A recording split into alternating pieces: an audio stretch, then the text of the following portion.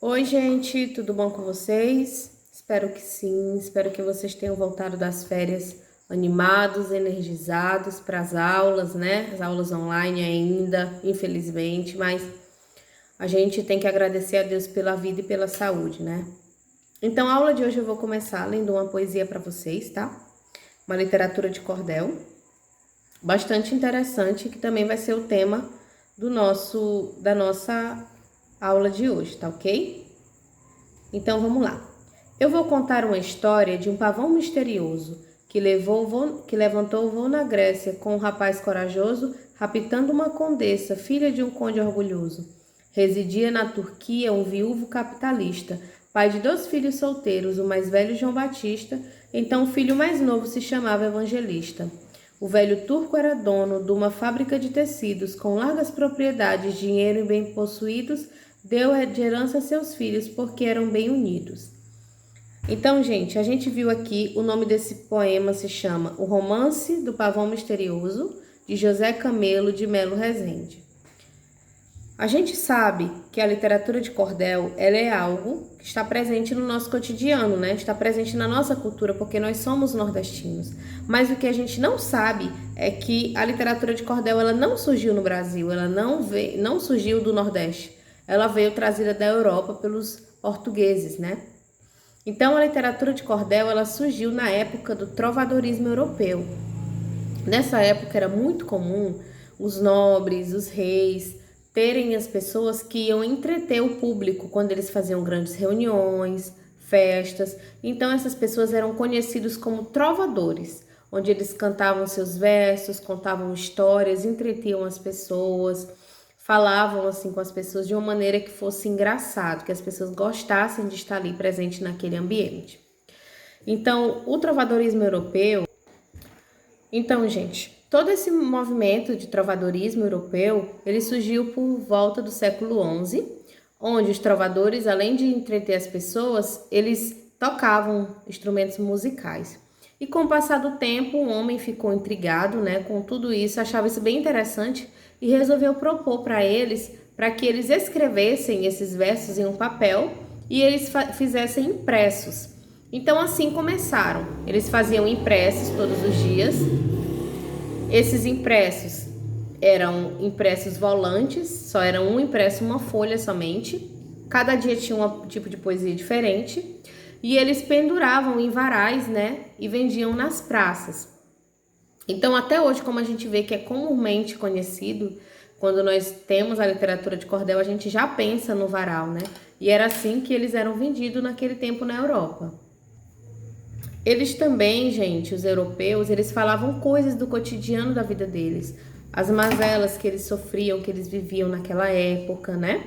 Então, tudo isso estava muito presente na Europa. E com a colonização, os portugueses vieram de Portugal e trouxeram esses costumes atrelados, né, à cultura deles. E o cordel chegou ao Brasil.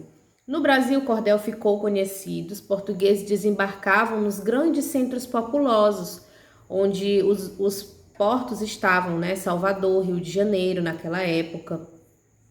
Então, os portugueses começaram ali a fazer esse tipo de movimento. Mas foi no Nordeste que esse tipo de poesia ficou consolidada, né? Até hoje. Então, hoje em dia no Nordeste, ele também é usado para falar sobre as mazelas social, a pobreza, a fome.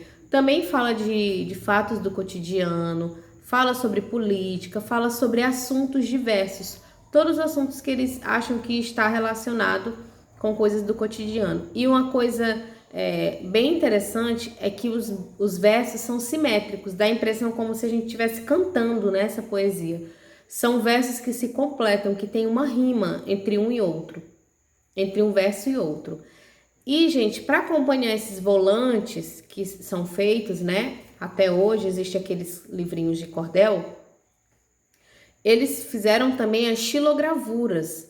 As xilogravuras são aquelas imagens que tem no cordel. Geralmente vão ser imagens em preto e branco. Então, gente, as xilogravuras, elas vão estar acompanhando o cordel e esse tipo de técnica de imagem, de pintura de imagem, ela surgiu há muito tempo atrás, né? Lá no século XVI. Então é como se fosse um carimbo, eles fazem um molde em uma pedra, em madeira e carimbam aquelas folhas. São imagens que vão completar o que aquela poesia está dizendo, né? Se for uma poesia, por exemplo, sobre animais, cavalo, tem que ter uma xilogravura de cavalo, não vai ser uma poesia de cordel de casamento e vai ter lá vários animais. Então, são imagens que complementam e dão mais um toque de humor naquele cordel. Então, gente, como no Nordeste o cordel ficou tão popular e no Brasil inteiro também, o cordel, ele foi tombado como patrimônio cultural do Brasil. Então, hoje em dia a gente sabe que o cordel faz parte da nossa cultura, é algo cultural, né? Está empregado na gente. E tem pessoas do mundo que vêm visitar o Nordeste, principalmente na época junina, que gosta de ver, que gosta de assistir, gosta de comprar aqueles livrinhos para levar para casa como uma lembrança de algo cultural que só existe aqui. Hoje em dia a gente não vê mais isso na Europa, né? Então, no Brasil ficou marcado isso de cordel. Então, hoje eu quero que a nossa aula fique por aqui. A gente falou um pouquinho sobre cordel, a gente viu onde cordel surgiu, a gente viu que hoje em dia o cordel ainda é importante, né? Na nossa vida, ainda hoje, é um patrimônio cultural, né? Algo divertido. Então, eu vou botar um vídeo aqui na sequência para que vocês vejam. É um videozinho curto que ensina como você fazer um cordel, tá ok? E quando vocês virem esse vídeo, vai ficar como desafio para vocês fazerem uma literatura de cordel. Para a próxima aula vocês me enviarem foto, tá ok? Depois que você assistir o vídeo aqui, eu quero que você clique aqui embaixo, tá?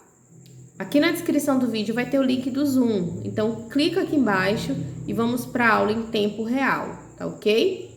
Clica aqui que eu vou estar esperando vocês. Obrigado pela atenção, tá bom, meninos? E até a próxima aula. Tchau!